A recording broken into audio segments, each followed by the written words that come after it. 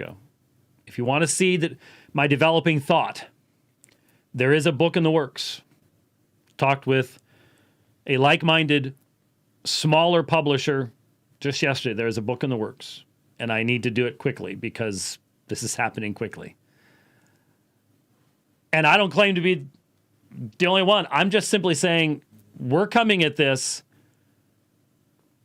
out of the field of apologetics, and what will be the greatest pressure placed upon believers in the future.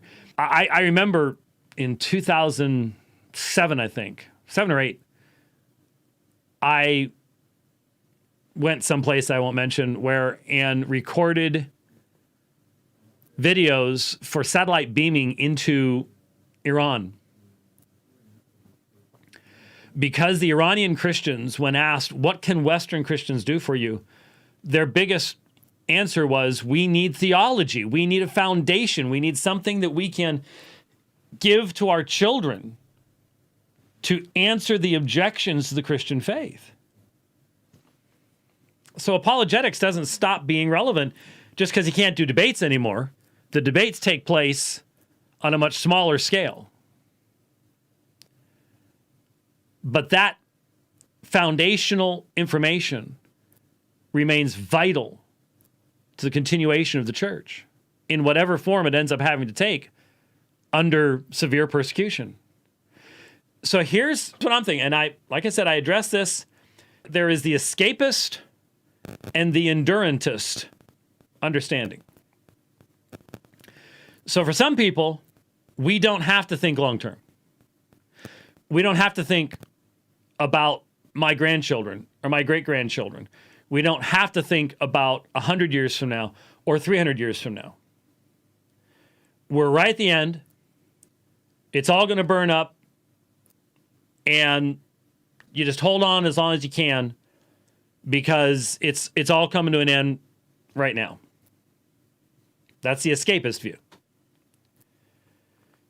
The endurantist view is that we are going to endure periods of great darkness while the kingdom of Christ is built on this earth. I am an endurantist because I'm a church historian. You say you should be an endurantist because of biblical argumentation. That argument has been going on for a long, long time. Hear me out. I know that there have been times in the history of the church where the future looked just as black and bleak as it does now. And sometimes even worse. And if you developed your eschatology on the basis of how it looked then, no one would have planned for the continuation of the faith to this day. You wouldn't be copying manuscripts. You wouldn't be building schools. You wouldn't be concerned about language. You just let it all burn because, well, obviously Christ is about to return, right? The reason we're told we don't know when that's ever going to be happening is because we're never told to just give up. We are called to be faithful in the proclamation of the gospel, who Christ is, Lord of all, risen Savior, in whatever generation we're placed. And that has meant there have been times when Christ has called his people to walk through dark, dark, dark valleys. Dark valleys. So as a church historian, I can look back and I can go, real dark valley there. Ooh, dark one there. Well, that was a deep one there. That was a short one, but yeah, it could have been better. See, I can see that. Anybody can. But the only person who can't see that they are in a valley of such and such depth and such length are the people that are in the valley at that time. And so if you look at where we are right now, the question for the endurantist who wants to be faithful to the command of Christ to pass the faith on to the next generations is how. How? One of my favorite books, junior high into high school, God Smuggler. Brother Andrew. Smuggling Bibles through the Iron Curtain into Eastern Europe. Because that Bible was the very light of God's truth. Decayed the bones of communism. Well, there's a reason why in so many dystopian novels, history has been wiped out. Literature wiped out. Fahrenheit 451. The 2018 version, HBO 2018 version. Scary because it's so new. When bad things are happening on the screen, there are thumbs up being voted by people who are all watching on their phones. It's like, yeah. Can you see that happening? Right, exactly. We did last summer. And right now, if there was live video coverage of, say, famous politicians being perp walked out because they've been kicked out of government for daring to defy the new regime, isn't that exactly what would be happening? If it was being done live on Facebook, would there not be hearts and thumbs ups and going up? Yeah, exactly. Destroying literature. Rewriting history. It's part of every dystopian novel. And there's a reason for that. Because if you're attached to your history, if you know your history, then you can judge the current state. The state has to control that history to be an absolute totalitarian dictatorship. And that's what took place under the Soviet Union. That's what's taking place in China. And we see the beginnings of it taking place in our own country right now. With censorship, with the, we need to take the degrees away from those people. Change history. And, by the way, let me just point out, the demand to honor people as transgender is a demand to change history. It was not a woman who won those gold medals in the Olympics. It was a man. I watched it. I know. And so to force me to call that man, and he was a manly man, a woman, is to change history. Same thing with the medical doctor. It wasn't a woman who got those degrees. It was a man. So should he even have those degrees today if he's not the same man that graduated? Some question you might want to ask. Changing history. How do we communicate the faith to those next generations? Will we be hiding Bibles and books and libraries in the future? I just bought a little USB, well, it's sort of like this. Anyways, many gigs. I bought a little one at home. It's 256 gigabytes. That's a lot of space. You can put a huge library on something like this.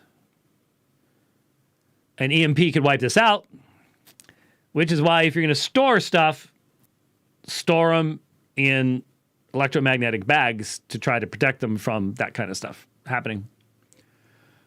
But it's sort of hard to find, even today, it's sort of hard to find this kind of stuff. Is that how we will be storing a lot of things in the future? It may be a combination. Physical books, teeny tiny little things like this. But it's one thing to have the information. It's another thing to focus our children's minds on the key central elements of the faith so that they can withstand this kind of experience in a re-education camp. Give them foundational, fundamental realities, and all of it's going to come back to their recognition of themselves as the creatures of God in his world, even though they may be locked in a place they cannot see his world any longer. They know it's there. We're his creatures. This could never evolve. The processes, the design, the biomechanical and biochemical things going on, God's fingerprints. They need to understand those foundational realities about the world around them and who they are.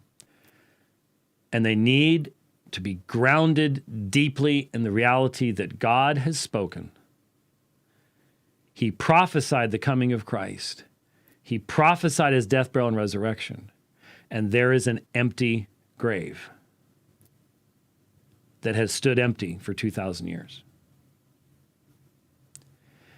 And that every single one of those people who are persecuting them, who are telling them that they must lie, they must believe lies, every one of those people will die.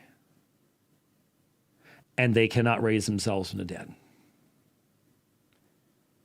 And that a day is coming when every person will stand before the one that the Father has chosen, Jesus as Lord. Those foundational realities have to be made the essence of their everyday experience. Cemented into the reality of who they are. It's true for all of us. It's true for all of us.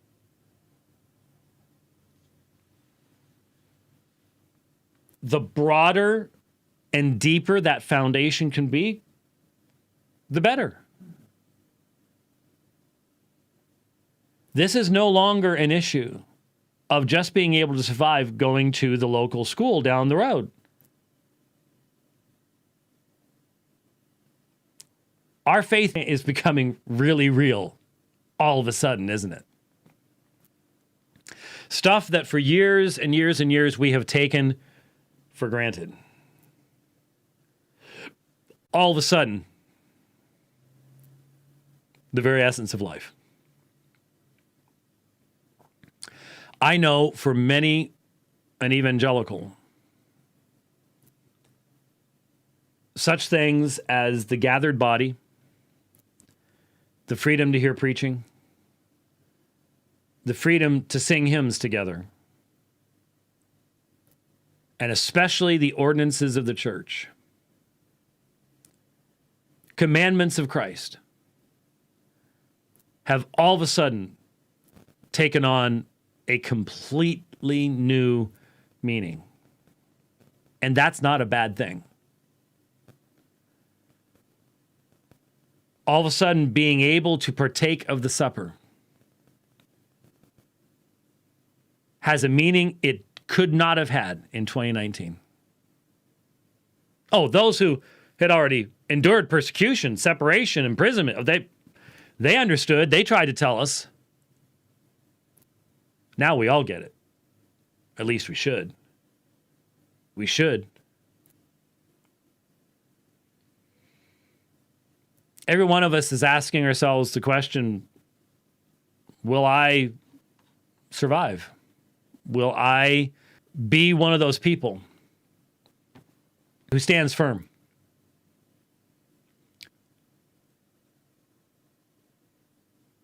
And I ask myself the same question, because a lot of people are going to be looking at what I do.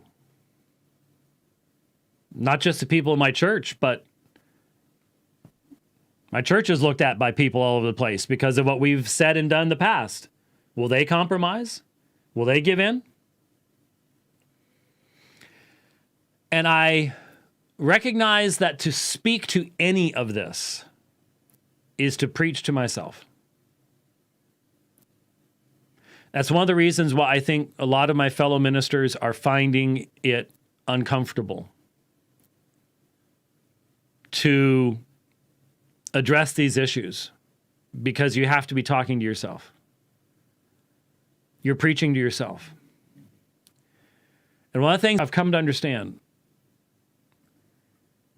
we can talk all we want about how much we want to see Christ's church standing spotless before the throne of God. That's the imagery of the New Testament. The spotless bride. The fact of the matter is, most of us like our cars more. Most of us like our houses more. Most of us like having that certain yummy food more.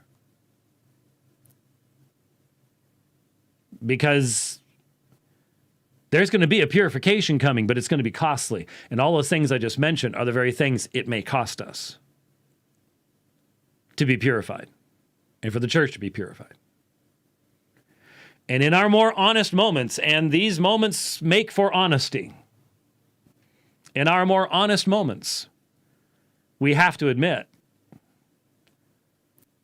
that very often our love is not in the right place.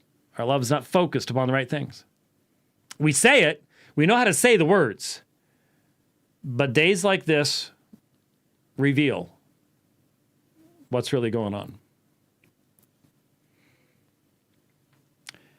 One other thing, one of the things that I had not had, if you watch the new normal video, I've downloaded it.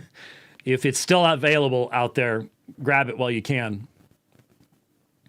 One of the things I had not really thought through are the implications of the Fourth Industrial Revolution, where you basically create a useless class where robots and mechanisms, AI, does all the work. I mean, it literally is Skynet type style stuff, which is happening all around us. But we won't have personal transportation anymore. We hear it, but it doesn't click. That California just said there can be no more fossil fuel cars by such and such a year. And you're like, they can't do that. How's anybody supposed to travel? Ha ha. Right. You see, if you don't have your own vehicle, whether it's a full-size car or a little putt-putt, even a bicycle. I mean, I can get a long ways on a bicycle. I do that a lot. It's not going to be quite as easy to do as I get older, but hey, if you don't have that level of personal autonomy, they're saying, oh, no. You'll just, if you need to go someplace, you just, doop, and you get the Uber. Did anybody else watch Minority Report? Now, Minority Report was fascinating for a lot of reasons. Pre-crime, the whole 9 yards. Fascinating. That guy's a great actor, but he's nuttier than a fruitcake. Anyway. But this is the thing that, for some reason, this stuck with me, and now it's coming back up as I watch the new normal video. Remember how transportation worked? You get into these things, and they take you places. You're not driving it. And so if someone decides that you're going to go someplace else, that's where you're going to go. Unless, like Tom Cruise, you can bust out of it and jump from one to another or whatever else it might be. But the point is, somebody else gets to determine where that thing's going. And if you can't go to church, how are you going to get there?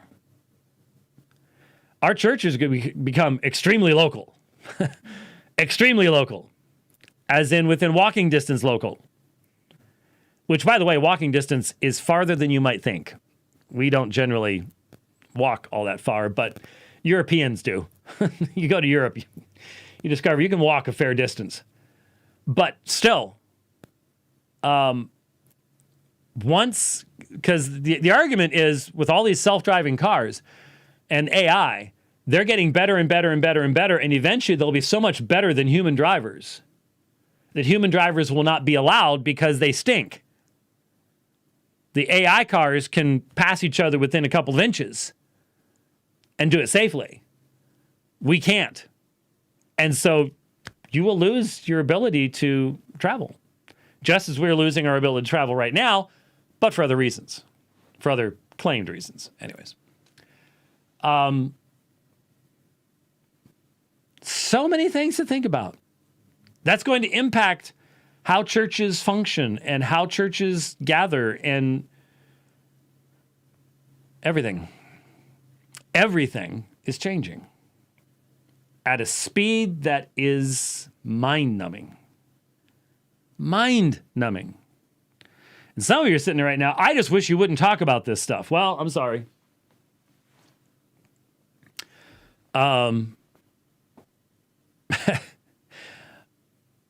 What I want to do is, in the years that I have left, and I don't know that I have years left of freedom to write, research, speak. I think my later years will be challenging because you're trying to find ways of getting an unpopular message out past all of the censorship and repression and suppression of the gospel. But what we can do is we can really address those foundational apologetics issues in grounding people in the foundational reality of God's revelation, His truth, the gospel, and in history. Real history. The history that used to be done, where your primary concern was to know what really happened, not changing history so it sounds like the state's always been right. That's going to become more and more of a challenge. That's going to become more and more of a challenge. Really is. And if there are some of you going into ministry out there and you're asking the question, what about us? I've spoken to a lot of young men who have a desire to be doing those things, and I've said, well, the Lord can sustain you, but He's chosen a really unique time for you to be preparing, because, to be honest with you, I've had it easy. We have had it easy. And that easy time is passing. Has passed. It's passed. Let's just be honest. It's passed. It's passed.